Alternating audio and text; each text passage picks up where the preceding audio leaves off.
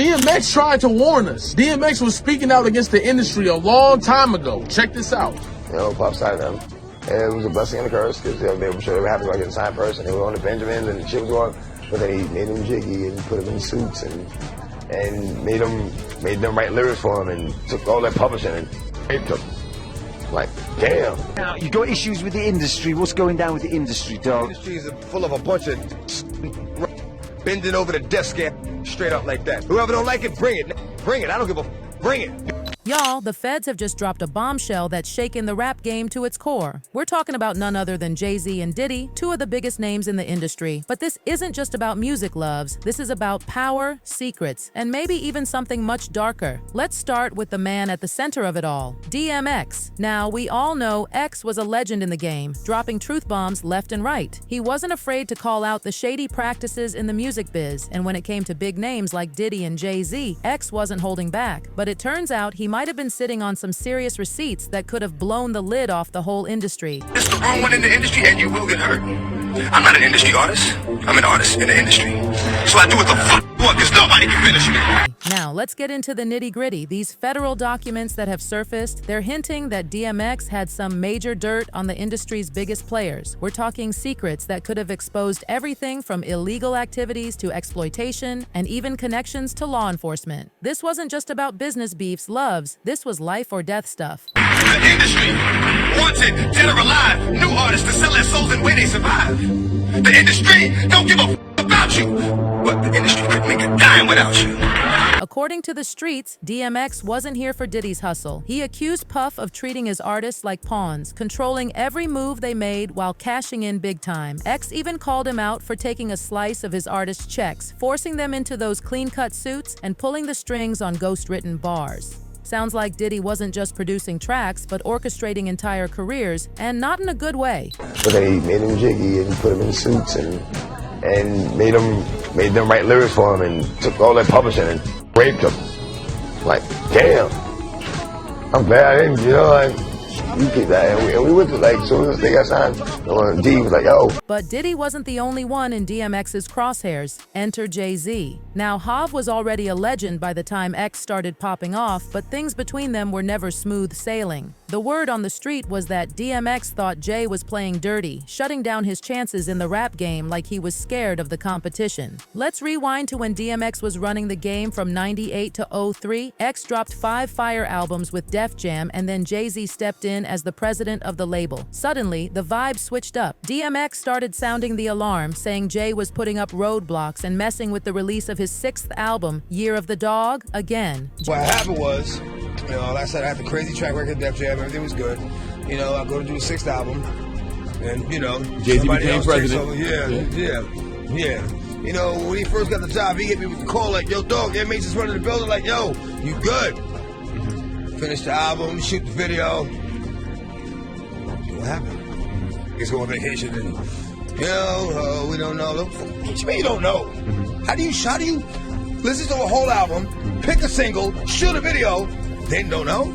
Jay was supposed to be retiring, but then had a change of heart. Instead of letting X shine, Jay seemed to be making moves to clear the field and pave the way for his own big return. It was a chess move, and DMX saw it coming from a mile away. Things only got messier from there. DMX dipped out of Def Jam and signed with Columbia Records, refusing to play Jay's game. X wasn't about to be another industry puppet. He had already peeped the way these labels squeezed their artists, both literally and financially, and he wasn't about to bend to Jay's industry moves. But here's where it gets real interesting, loves. Jay-Z's ties ran deep, especially with people like Leor Cohen and L.A. Reid. These aren't just names in the music world. These are the power players who helped shape the industry. But Jay's loyalty to the people who helped build his empire? That's where things got murky. Take his relationship with Dame Dash, who co-founded Rockefeller with him. When the corporate bigwigs came calling, Jay seemed to switch sides, leaving Dame in the dust. In 2021, things got heated when Dame tried to sell his share of Rockefeller, accusing Jay of trying to lowball him. Dame didn't hold back, saying Jay was playing both sides, acting like a friend while moving in on his stake. Now, here's where it all comes together, loves. People are speculating that Jay, with help from his industry mentor Leor Cohen, might have had a hand in pushing DMX out of the game permanently. We're not just talking about business deals and label drama anymore. We're talking about the possibility that X was taken out out because he was a threat. I was no longer focused on the money. I never felt like this. I later found out that he laced the blood with crack. Why would you do that to a child? And when it came time to speak at DMX's funeral, the words liar chose left a lot of people feeling uneasy. Recognized. And so the race against time was that we all know X is a gremlin and reckless and looking for a wall to crash into. X, if you listen to X, if you see X, his death is no surprise. If you listen to and you watched who and what X was. Calling X a gremlin at his own memorial? That was more than just a poor choice of words. It was blatant disrespect that showed just how far industry politics can stretch, even in moments that are supposed to be about paying homage.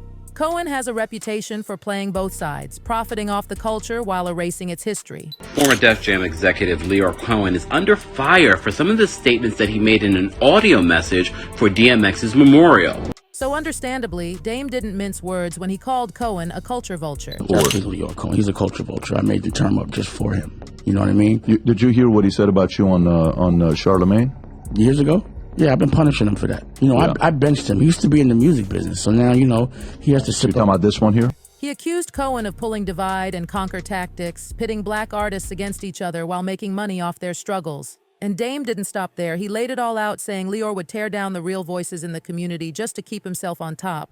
When you peel back the layers, whispers about Jay-Z's ties to people like Cohen start to sound more like the real deal. DMX had long been sounding off about how the music industry was shady, especially calling out big-time execs and rappers bending over backwards to keep their labels happy. X wasn't afraid to expose the truth behind the glamour. He said it plain. The game was dirty, and not everyone was playing fair. And they sucking the record label executive dicks, and it's like there's too much of that going on. Right. You know what I'm saying? Let me be me. Let me be the artist that I am and just play my motherfucking music, you know what I mean? Exactly. Now they want you all up under this, you know, sitting at the going to dinner with them and like that, and you know. But was it just business rivalry, or was there a bigger plot to keep DMX from speaking his truth? Now, Irv Gotti added even more fuel to the fire with his explosive allegations. He didn't just suggest that Jay-Z was envious of DMX, he claimed that both Jay and Diddy played a part in framing him to the feds. According to Gotti, they allegedly snitched on him to sabotage plans for an all-black-owned music distribution network, a real threat to the traditional music biz. This wasn't just some petty beef, loves. This was about shutting down a major power move for black artists before it even got off the ground. And if these allegations are true, it wasn't just Jay and Diddy in the background. Their mentors, guys like Cohen and Reed, may have been pulling the strings. As for DMX, he was always one to call out the industry's hypocrisy. When Jay-Z took over as president of Def Jam, DMX felt the shift immediately. He had dropped 5 chart-topping albums, but suddenly things got complicated. Jay-Z, who had once been a peer in the rap game, was now in a position of power, and X wasn't convinced he had the best intentions. The real question is, what did DMX know, and why would someone want to keep him quiet? Some say DMX had the kind of intel that could expose how the music industry really operated behind the scenes. Think exploitation, corruption, and shady deals. There's even talk that he had proof of artists being manipulated and controlled, with some executives pulling strings like puppet masters. If X was about to spill the tea on the music industry's dirtiest secrets, who else might have been in danger? Jay-Z has been working hard to try and rewrite the narrative, painting his relationship with DMX as a brotherly bond that had its ups and downs. So there was a competitive thing, but it was big love. He was so competitive with me. I never met a human being more competitive with me, like ever, not even my big brother. But those who knew DMX knew better. X had always been skeptical of Jay's motives, and after feeling burned by the changes at Def Jam, he dipped out and signed with Columbia Records. He wasn't about to let industry politics silence him or force him to play nice. Okay, I see what's really good. You're trying to eliminate the competition, you know, because at first you retire, you know, then get me off the label, now you're back rapping again. Okay. It's all good. Meanwhile, Dame Dash wasn't backing down from his fight with Lyor Cohen either. He kept the pressure on, especially after Cohen's controversial interview on The Breakfast Club in 2018. When Lyor was asked whether he thought it was hypocritical to lament artists' struggles with substance abuse while still signing acts that glorified that lifestyle, Cohen brushed it off, chalking it up to business. One of the biggest artists you ever had had a real bad drug problem, DMX. I'm so sad. Serial killer. It's the most dangerous. It's the most dangerous thing that's facing our society. So why sign an artist that would promote that? Because I already answered that question. You weren't paying attention. She asked me talent or issues, and I said talent. But I have to. I can't give up on people. I don't think that's hypocritical though. It's opportunistic. Yeah. I got people to feed. I got a business to run. You're gonna make Dame Dash take this clip and call you a culture vulture. That interview hit a nerve, especially because Dame had long accused Lyre of being all about exploiting black culture for profit while erasing the history that made it rich. I don't even know him, so y'all made a lot of money together. Made a lot of money. Come on, Leo, don't do that to him. I don't know him. I really don't. So, I don't know what to tell you.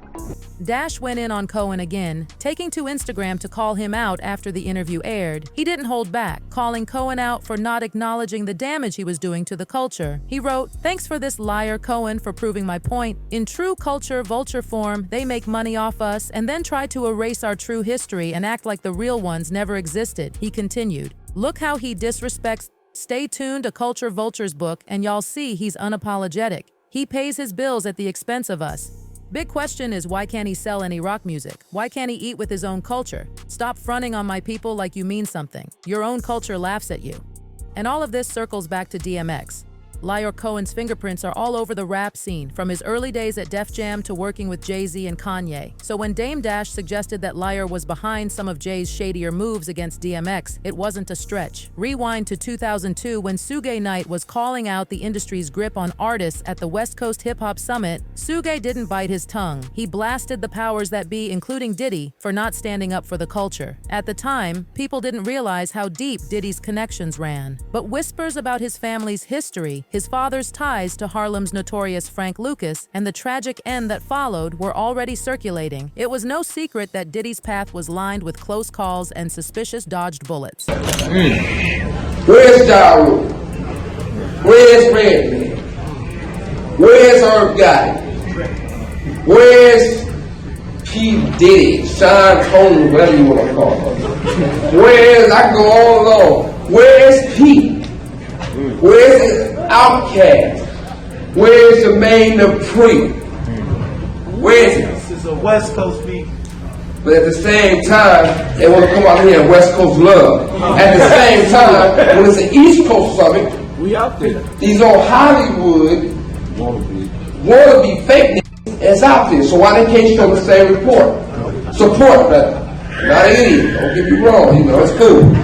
And that's just scratching the surface of Diddy's rumored connections to law enforcement. For years, there's been quiet chatter about how he manages to stay untouchable despite some questionable dealings. Then Kanye West came in, adding fuel to the fire and airing out Diddy's alleged ties to the feds. Kanye, never one to hold back, wasn't afraid to share the receipts. Late 2022 saw Ye calling out the music industry's puppet masters, and Diddy just happened to slide into Kanye's DMs. Ye even dragged Jay-Z and Beyonce into the conversation, hinting that they too were tangled up with powerful puppet masters who kept a tight leash on their careers. Jay-Z's decision to appoint Desiree Perez as CEO of Roc Nation only added more fuel to the fire. Desiree wasn't just any executive, she was allegedly a former federal informant who played both sides during her time with the feds. To bring someone with that background into the highest ranks of Roc Nation stirred up a lot of questions. People couldn't help but wonder why Jay-Z would make such a controversial choice, especially given the history Rockefeller had with federal scrutiny. Now let's talk about J. Prince. He's been spilling tea about the feds for a minute now. He's been saying that law enforcement had it out for him and his crew, even accusing one federal agent of being a straight-up killer. J. Prince didn't just sit back and take it either. He hired an investigator to dig up dirt on these so-called lawmen. What he found was wild. This agent, Jack Schumacher, allegedly had 8 bodies to his name. It was like J. Prince was flipping the script, putting the investigators under investigation, and the truth he uncovered was just as grimy as the streets they claimed to be cleaning up. And then you've got the real conspiracy talk around DMX's death. X passed away on April 9, 2021 at 50 after a massive heart attack from a cocaine overdose a week earlier. He spent his final days in a coma, and after a week in a vegetative state, his family had to make the call to pull him off life support. Could it be that DMX wasn't just a casualty of addiction, but a victim of a plot to silence him? Behind all the fame and 74 million albums sold, his money problems were real. Despite the success, he died with no will and left behind an estate that was deep in debt. Now the chaos is real, with 15 kids from 9 different women fighting for control of what's left. This isn't just about clearing debts. The real money lies in DMX's music catalog and royalties, which could be worth around $17.7 million. Whoever ends up running things could cash in big time. But his fiancée Desiree Lindstrom is out of luck. They got engaged in 2019 and have a son together, but because they never tied the knot, Desiree is getting nada. The money struggles aren't a new story. DMX filed for bankruptcy in 2013, claiming only $50,000 in assets while owing over $1 million, mostly from child support for all his kids. He even did a year in prison for tax evasion, and when he died, he still owed the IRS close to $700,000. It all traces back to a rough start. Growing up in an abusive household, DMX was on the streets by 14, where he got hooked on drugs. That battle with addiction stuck with him for life, leading to multiple stints in rehab. His final relapse led to the overdose that took him out. Some people aren't buying the official death story at all. There's a whole narrative swirling around about his passing being an industry sacrifice. One fan said, "I mean, if people will wake up and know that evil things are being done in this industry, it would make a difference, but people don't care about nothing but being entertained." DMX spoke numerous times about the industry, but people ignore, so it's no surprise somebody from the industry wanted him dead. It sounds wild, but when you dig into the details, the questions start piling up. Jaguar Wright, who's known for spilling industry secrets, has even hinted that she knows what really happened and has the receipts to prove it. People have wanted to know if I had anything to say about DMX, and I didn't want to speak until more facts came, but some information came to me, and I saw some things, official paperwork, that stated what Earl Simmons. Oh, wow. And it wasn't a drug. Wow. What I will say, and all I can say, is that he got the vaccine. Mm-hmm. He tested positive for virus. And it was stated that he had passed away from the effects of what happened to him. She's out here saying there's more to X's death than meets the eye, and she's not the only one. Well, I don't understand what is the purpose if someone actually allegedly died, or from a reaction to the vaccine, why instantly throw addiction on it? Why would you go back to one of his demons and throw that on it and make that be the narrative, even though records allegedly are now saying very different? I don't know whether or not I should be scared, outraged, pissed off, or just what the like, honestly, I don't know how to feel about this information.